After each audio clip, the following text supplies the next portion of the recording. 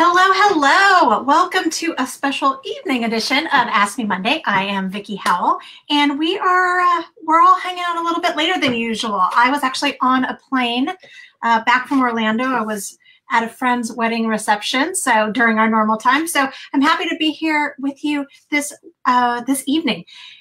And I'm going to show you a really cool tool. First, as always, though, I would love to hear what you made over the weekend, how you're creative. It doesn't matter if it was painting or sewing or knitting or crocheting or taking a picture. Just let me know. And if you have a recipe or a pattern or a tutorial to share, please post that in the comment section. I really think I would love for the comment section of these videos to feel like a community corkboard where we can all hang out. Hello, Georgina from Uruguay. It's so nice to see you. And Margie from Bend, Oregon. Nice to see you again. We've got people from Texas and California, Maryland. Hi, Vickie. Nice to see you.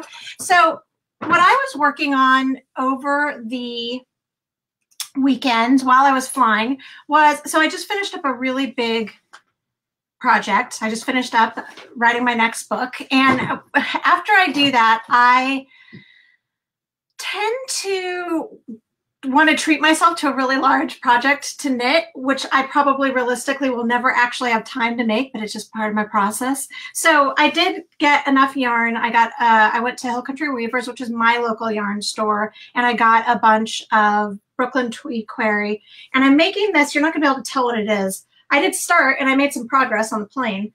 It's going to be a sweater, but it's made, let me pull it in. The front and the back are made at the same time. And it's also, it uses short rows and zigzags. So you can't really tell what it is. Anyways, my point being that when I'm traveling, when I was traveling, I used the tool that I'm going to be showing you how to use today, the Nostepinne. Nostepinne, potato, potato. It depends. None of us are pronouncing it the right way anyway because it's a Scandinavian word. So this is a tool that it's sort of like the OG winding tool. It was before the crank ball winders that we all use were invented. This is what people relied on. They're all a stick like this, but they can really vary. There's some gorgeous, intricate, artisanal ones out there. There's some, just basic plastic ones. And this one is just a solid birch version from our friends at Knitter's Pride, who, by the way, are bringing this episode to you. Knitter's Pride in the US, or North America rather, and Knit Pro everywhere else in the world. So I'm going to show you how to use this. So why do we need sort of what seems to be kind of an archaic tool in this modern day where we have, we've got ball winders, we've even got mechanical ball winders? Well, so there's a couple reasons. And one was, as I alluded to before, traveling. Okay, so Nostepinne means nest stick. And the only reason that I can think of that, other than, yarn often looks like little nests, is that one of the shapes that you can make out of it when you're winding a ball looks very egg-like. So what this does is this creates a center pool ball. So why a center pool ball instead of a regular ball? Let's start there. So here's a little one that I did a little bit earlier. So if you're using a regular ball of yarn, like this is a skein, and you're pulling from the outside, when you're working, it's going to fly around and roll off the table. So a center ball really helps with that. It also helps with a tension. So sometimes they look like this. They look like a skein. They look like this is what's called a cake. And this is generally what they look like when they come off the crank winder. You can also achieve that with this. I found that this is kind of the natural way that I felt like I wanted to go, but it's just technique. So going back to what I was saying, throwing this in the suitcase, because what I tend to do is I envision that I'm going to have all of this time to knit or crochet when I'm traveling, and I tend to just start throwing things in my suitcase, a lot of which are unwound hanks. So if you're knitting or crocheting or weaving or spinning or wool punching, you cannot work from the yarn in this form. If you do, it will become a tangled mess, and all of that beautiful yarn and all the money spent will be wasted. So it has to go into a ball form one way or another. So often I don't have time. I wait until the last minute to pack. It drives my husband nuts. And so I'm throwing stuff in. So this I could actually throw throw in my suitcase. Whereas to do my whole Swift and ball winder, it's not as realistic. Another thing is sometimes if I'm just downstairs, I don't want to be up in my office. It's actually at the end of the day. I want to be down with the family. I can just bring this downstairs with me. It's also great for, I found that ball winders can have a hard time with some of the super bulky yarns that are so popular right now and that I love. I recently broke a ball winder and I'm convinced it's because it just couldn't take all the fibers that gather up and the weight of it all. And so if you're working with, if you have a ball of really chunky yarn, like this super bulky yarn, I think this is by Loopy Mango, this isn't a ton of yardage, so it's not going to take 11 hours. If you're working with 400 yards of lace weight yarn, you probably only want to use this if it was your last resort, because it will take quite a bit of time because it's, you know, it's all manual labor. But if you're working with something like this isn't going to be great on your hand crank spinner. And also it's not going to take a ton of time because larger yarns come with less yardage. Ooh, I'm going to leave this here because I have a huge, you can't see it. Well, maybe you can. Up there, teetering is a bump of yarn that was about to come crashing down. Okay, so that's sort of my quick pitch of why this is even relevant. But I actually just really dig old tools and just kind of seeing how like our foremothers and fathers would have used them. And so that was one of the things it had been on my list. And so I got this goodie box from Knitter's Pride, and you'll be seeing over the coming weeks more stuff from that. And it included one of these, and it was like Kismet because I had been looking at vintage ones, and so there we are. So what I'm going to do is I'm going to show you how to create. It's a very basic method. There are different methods. I'm going to show you one. And then you can also go to later. I have to do it. I still haven't done it. Aforementioned, just got off a plane. I'll also have it posted up on my website with this video and with some photos too, because some people learn better with video, some people learn better with photos. All right, so what I'm going to do is I'm going to show you how to get started. So if you're working with a hank of yarn, you want to either use your Swift, which is, you know, the big sort of collapsible thing that you can put your yarn on. I actually broke mine. I broke that too. It's just been tired. It's tired. So I have, you can't really see it, but I just have a chair.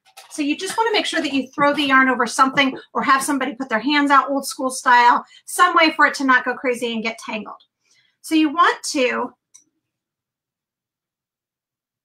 take your Nostepinne and then take a length, and this is going to be your center pool. And you just want to drape it. You could tie a little knot if you wanted to as well. It's kind of up to you. You could even, don't tell anybody, woodworkers would probably roll over in their proverbial graves, but you could use like a little piece of like scrapworkers tape, you know, the kind that doesn't leave a lot of adhesive if you wanted to, but I just hold it. Okay, so then you're going to just do a pass up, you know, the majority length of it. It's not a science, so just whatever feels right. And that was just straight up winding. And that really is just to give you that long length of center pull yarn for, you know, when you go to the center of a ball of yarn, you get that initial just length that pulls right out. That's all you're creating right here. Okay, so from here on, there are two things that you need to know. You need to work in figure 8 style, which I'm about to show you, and you need to make sure that you are rotating your Nostepinne. So we are going to, I'm going to try from this perspective, and if I feel like maybe you can't see as well as I'd like you to, I may turn my back on you. I'm not using my usual broadcast method today, so I don't have the phone to turn around. Okay, so to do a figure 8, I'm going to, that's not going to work. I'm going to turn around is what I want to do. Oh. Okay, so you want to create X's. So I'm going, let's see, around, there's an X, and then back up. Okay, so all we're doing is coming around, making an X, and making a figure 8. So round, X, figure 8. Now I want, that was just be establishing. Now that I've got a good length of yarn on it, I want to start turning as I'm going. So you'll see that maybe every, every other pass, I'm going to do a little turn. And like I said on my website, VickieHowell.com, I will have pictures of this. Okay, I'm going to turn around so that you can see from my perspective. And let me get in the shot. Okay. So I'm making an X, looping around, and coming back up. Can you see that X? All right, so around, under, over. Now I'm going to turn again. And I'm going to do the whole process again. So I want to make the X. So to make an X, I'm not happy with this shot. So to make an X, you would, come down at a diagonal. Can you see that? Then you want to come under, swoop under. That's your figure 8. And you come back up, and that makes the other part of the X. All right? And then I'm going to go under. And now I'm going over, under, across, under. And then I'm going to rotate and just keep going. Now, the one thing that I did the first time that I was trying this out is I forgot to keep this tail out. And so I lost my center pull, which is kind of the whole point in doing this. It still works. You can still pull it from the outside, but you just want to be mindful that you're not accidentally winding this up. Okay, so that is all there is to it. Go right here. So we are going angle, under, angle, over, rotating. Down at a diagonal, under the Nostepinne, back up to make that X, around to secure it, and then we're giving it a little turn, and we're lathering, rinsing, and repeating. So under, gosh, I keep getting out of frame. Cross over. Now I'm going to do it one last time. I'm going to try and get closer to the camera for you. See if I can do it at this angle. Okay, so this is not going to look, this is going to look counterintuitive because I'm doing it backwards, but so I've come down, around, there's the X, and then I'm going to turn. Down, around, X, and turn. Now, I've also seen people do it where they just do regular wraps for a few rounds. Like they'll do maybe, 8 or 10 wraps, and then they'll go back to the figure 8. And I have a suspicion, and I don't really know, but I have a suspicion that that's probably the way to get a more cake looking like one, because you're giving it that straight core, and then you're going back to give the figure 8. So when you're done, you'll get something that looks like this, or it could look more cake-like. And then you'll have you'll have your center pull like that. But another thing that this is cool for is you also have really easy access to your outside end too.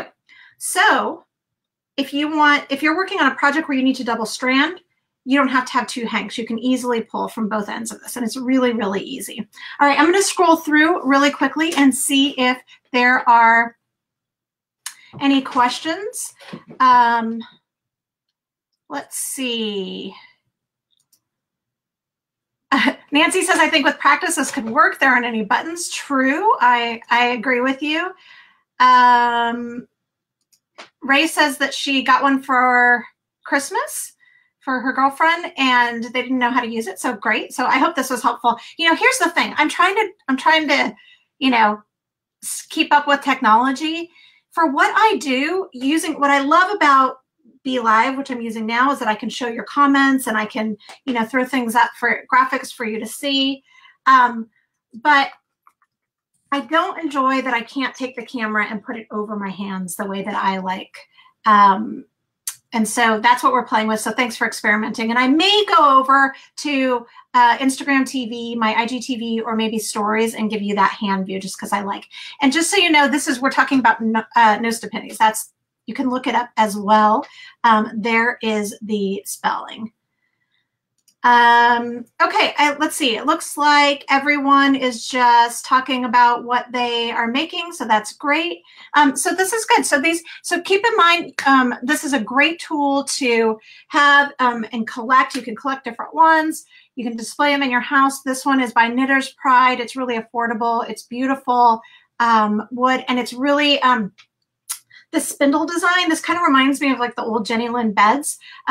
Really is comfortable to grip. It's got a nice grip and it's really warming in your hands. So very fun, nice, and kind of cool, you know, going back to days of old to check out, you know, our foremothers knew some stuff. They really did. And this is still such a handy tool. So thank you so much for hanging out with me on this Monday evening. If you know anybody that you think might be interested in this technique and this tool, please share this video. It does help.